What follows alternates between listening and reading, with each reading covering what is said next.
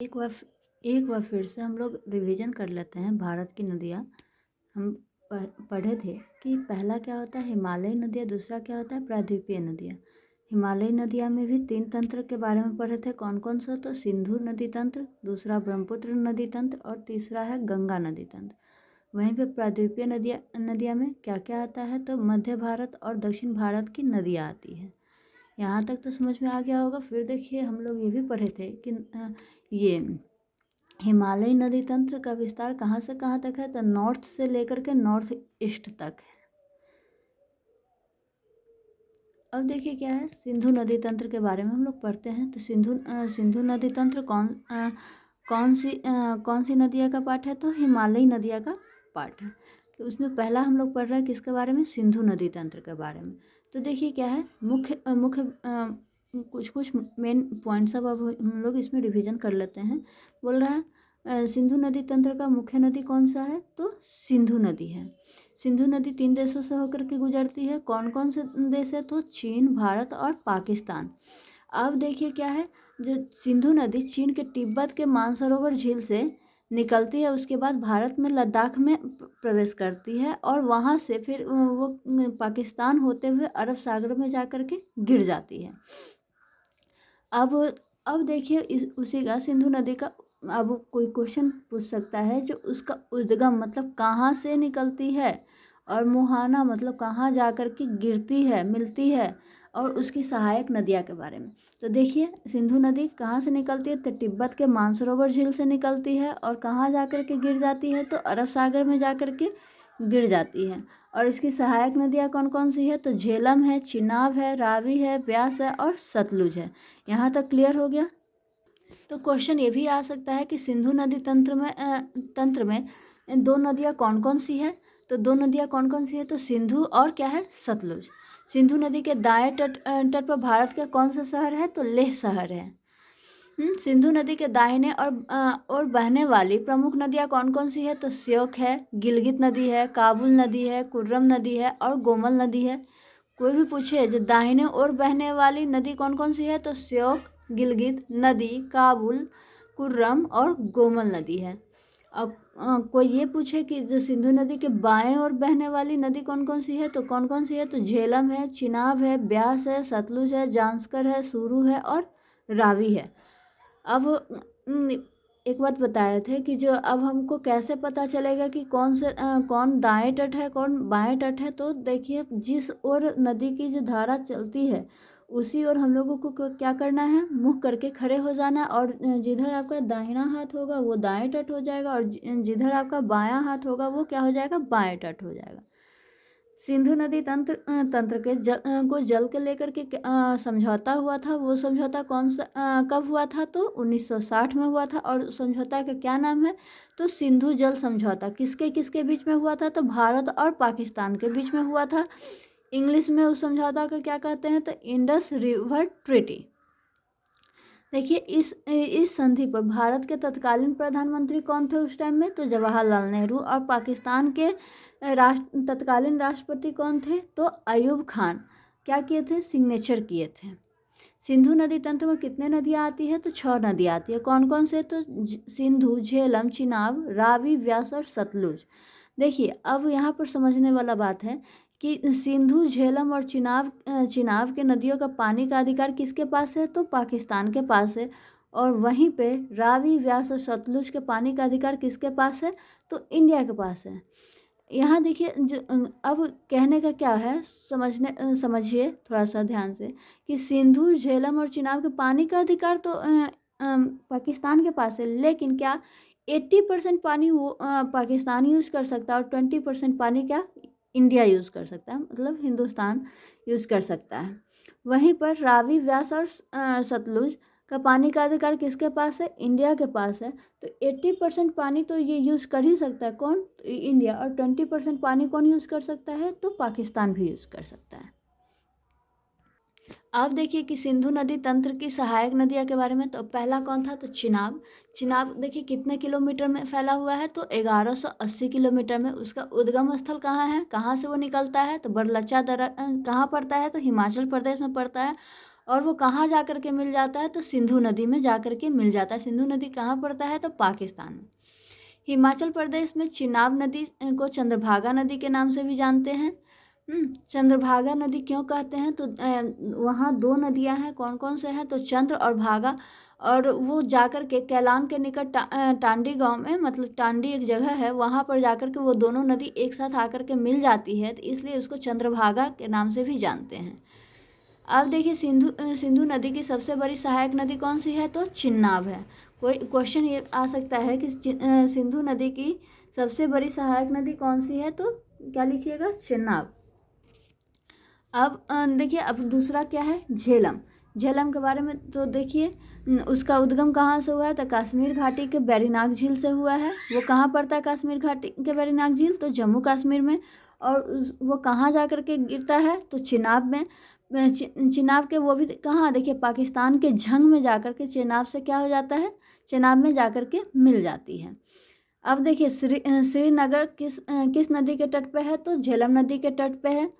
और श्रीनगर वलूर झील से बहते हुए निकलती है कौन सी नदी, तो झेलम नदी। श्रीनगर और वलूर झील से बहते हुए कौन सी नदी निकलती है, तो झेलम नदी। यहाँ तक कोई कन्फ्यूजन तो नहीं होगा। अब दूसरा देखिए पॉइंट है क्या, रावी नदी। अब रावी नदी का उद्गम स्थल कहाँ है, तो रोहतांग दर्रा। कहाँ पड़ता है, तो हिमाचल प्रदेश में। और वो कहाँ जाकर के गिरता है, तो चिनाब में, मतलब पाकिस्तान के झंग में जाकर के चिनाब में मिल जाती है। अब देखिए लाहौर, कोई भी पूछेगा लाहौर किस नदी के तट पे है, तो लाहौर रावी नदी के तट पे है। सराय सिंधु में जाकर के रावी नदी से मिल जाती है। देखिए भारत में चंबा घाटी से बहते हुए रावी नदी क्या होती है, निकलती है। अब देखिए किसके बारे में पढ़ते हैं, सतलुज नदी के बारे में। सतलुज नदी का उद्गम स्थल कहाँ है, तो राकसताल के मानसरोवर झील से है। और कोई पूछेगा मानसरोवर झील कहाँ पड़ता है, तो तिब्बत में। और वो कहाँ जाकर के मिलती है, तो चिनाब में। पाकिस्तान के बहवालपुर में चिनाब से जाकर के मिल जाती है। अब कोई भी पूछेगा भाखड़ा नदी जो बांध जो है वो किस नदी पर है, तो सतलुज नदी पर है। और देखिए व्यास, उसका उद्गम स्थल कहाँ है, तो रोहतांग दर्रा, हिमाचल प्रदेश में। कहाँ से निकलती है, तो ब्यास कुंड से निकलती है। और कहाँ जाकर के मिलती है, तो सतलुज में जाकर मिलती है। ब्यास जो नदी है वो क्या है, इकलौती ऐसी नदी है जो भारत से ही क्या होती है, शुरू होती है और भारत में ही क्या हो जाती है, खत्म हो जाती है। और वो देखिए क्या, पंजाब के हरीके क्षेत्र में सतलुज और ब्यास का संगम होता है। और वहीं से भारत की सबसे लंबी नहर कौन सी है, तो इंदिरा गांधी नहर निकलती है। और क्वेश्चन ये भी आ सकता है, कुल्लू घाटी जो है किस नदी पर है, तो ब्यास नदी। कुल्लू घाटी इनसे ब्यास नदी से बहते हुए निकलती है। कुल्लू घाटी कहाँ से निकलती है, तो ब्यास नदी से बहते हुए निकलती है। और देखिए यहाँ पर पंचनद हम लोग क्यों कहते हैं, तो देखिए सिंधु में मिलने से पहले झेलम, चिनाब, रावी, व्यास और सतलुज 5 नदियाँ एक होकर करके बहती है, इसलिए हम लोग इसको क्या कहते हैं, पंचनद के नाम से जानते हैं। वहाँ तक तो हम लोग पहले का रिवीजन कर लिया। अब दूसरा पॉइंट क्या है, ब्रह्मपुत्र नदी तंत्र के बारे में पढ़ना है। तो अब देखिए ब्रह्मपुत्र नदी तंत्र में क्या क्या है, तो ब्रह्मपुत्र नदी भी तिब्बत के मानसरोवर झील के पास से निकलती है।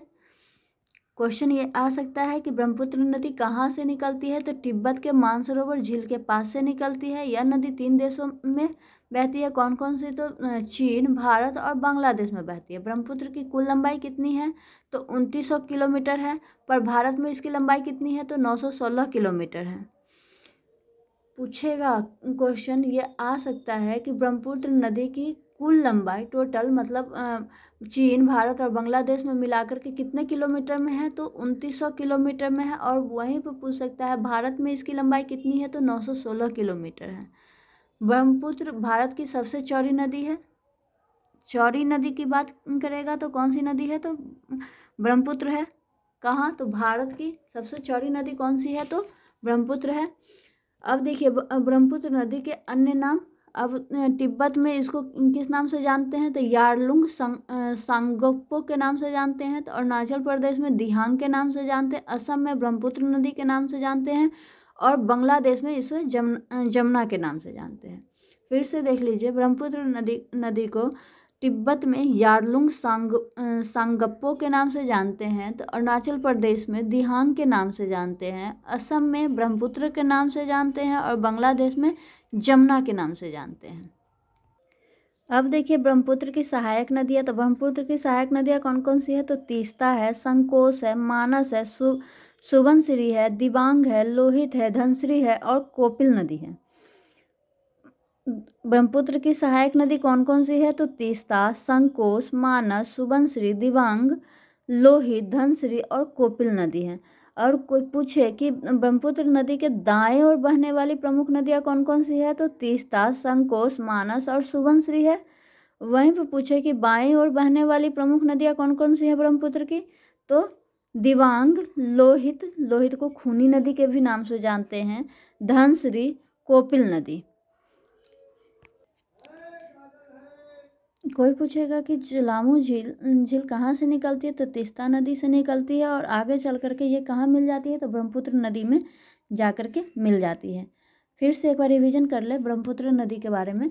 तो देखिए क्या, ब्रह्मपुत्र नदी भी तिब्बत के मानसरोवर के पास से निकलती है। यह नदी 3 देशों में बहती है। कौन कौन सी वो 3 देश है, तो भारत, चीन और बांग्लादेश। ब्रह्मपुत्र नदी की भारत में कितनी लंबाई है, तो 916 किलोमीटर। अगर कोई पूछेगा कि टोटल उसका लेंथ कितना है, तो कितना है, 2900 किलोमीटर। ब्रह्मपुत्र जो है क्या है, भारत की सबसे चौड़ी नदी है। अब ब्रह्मपुत्र को तिब्बत में किस नाम से जानते हैं, तो यारलुंग संगपो के नाम से जानते हैं। अरुणाचल प्रदेश में किस नाम से जानते हैं, तो दिहांग के नाम से जानते हैं। असम में ब्रह्मपुत्र के नाम से जानते हैं और बांग्लादेश में इसे जमुना के नाम से जानते हैं। क्वेश्चन ये आ सकता है कि ब्रह्मपुत्र की सहायक नदियाँ कौन कौन सी है, तो तीस्ता, संकोश, मानस, सुबनसिरी, दिबांग, लोहित, लोहित को हम लोग खूनी नदी के भी नाम से जानते हैं, धनसिरी और कोपिल नदी है। यहाँ देखिए अब क्वेश्चन ये भी आ सकता है कि दाएं ओर बहने वाली कौन कौन सी नदी है, तो ब्रह्मपुत्र की, तो तीस्ता, संकोश, मानस और सुबनसिरी। और वहीं पर पूछे बाईं ओर बहने वाली, तो दिबांग, लोहित, धनसिरी और कोपिल नदी है। कोई पूछे कि झेलम झील किस नदी से निकलती है, तो तीस्ता नदी से निकलती है और वो आगे चल करके किस में जाकर के मिल जाती है, तो ब्रह्मपुत्र नदी में जाकर के मिल जाती है। देखिए दुनिया की सबसे बड़ी नदी कौन सी है, नदी द्वीप कौन सी है, तो माजुली, जो ब्रह्मपुत्र पर ही है और ब्रह्मपुत्र पर ही है और जो कि असम में है। वो कहाँ है, असम में। कोई भी पूछेगा कि दुनिया की सबसे बड़ा नदी द्वीप कौन सी है, तो माजुली, वो कहाँ है, तो असम में है। किस नदी पर है, तो ब्रह्मपुत्र नदी पर है। असम ने माजुली द्वीप को जिला घोषित कर दिया है। कौन से द्वीप को जिला घोषित कर दिया है, तो माजुली द्वीप को। कौन, तो असम ने, असम की सरकार ने माजुली द्वीप को जिला घोषित कर दिया है। विश्व का सबसे बड़ा नदी डेल्टा कौन बनाती है, तो कौन सा है, तो सुंदरबन डेल्टा है। किस पे है, तो गंगा और ब्रह्मपुत्र नदी पे है। अब देखिए क्या, तीस्ता नदी के बारे में। तो तीस्ता नदी कहाँ है, तो सिक्किम से निकलकर पश्चिम बंगाल में बहते हुए बांग्लादेश में ब्रह्मपुत्र में जाकर के मिल जाती है। तीस्ता नदी कहाँ से निकलती है, तो सिक्किम से निकलकर पश्चिम बंगाल में बहते हुए बांग्लादेश में ब्रह्मपुत्र में जाकर के मिल जाती है। बराक नदी के बारे में देखिए, तो बराक नदी कहाँ है, मणिपुर की पहाड़ियों से निकलकर मिजोरम, असम होते हुए बांग्लादेश में मेघना नदी से मिल जाती है। क्लियर हो गया। फिर से देख लीजिए कि दुनिया का सबसे बड़ा नदी द्वीप कौन सी है, तो माजुली। किस नदी पर है, तो ब्रह्मपुत्र नदी पर है। कहाँ है, तो असम में है। फिर देखिए कौन से राज्य की सरकार ने माजुली द्वीप को जिला घोषित कर दिया है, तो असम ने माजुली द्वीप को जिला घोषित कर दिया है। और देखिए विश्व का सबसे बड़ा डेल्टा कौन सा है, तो सुंदरबन डेल्टा है।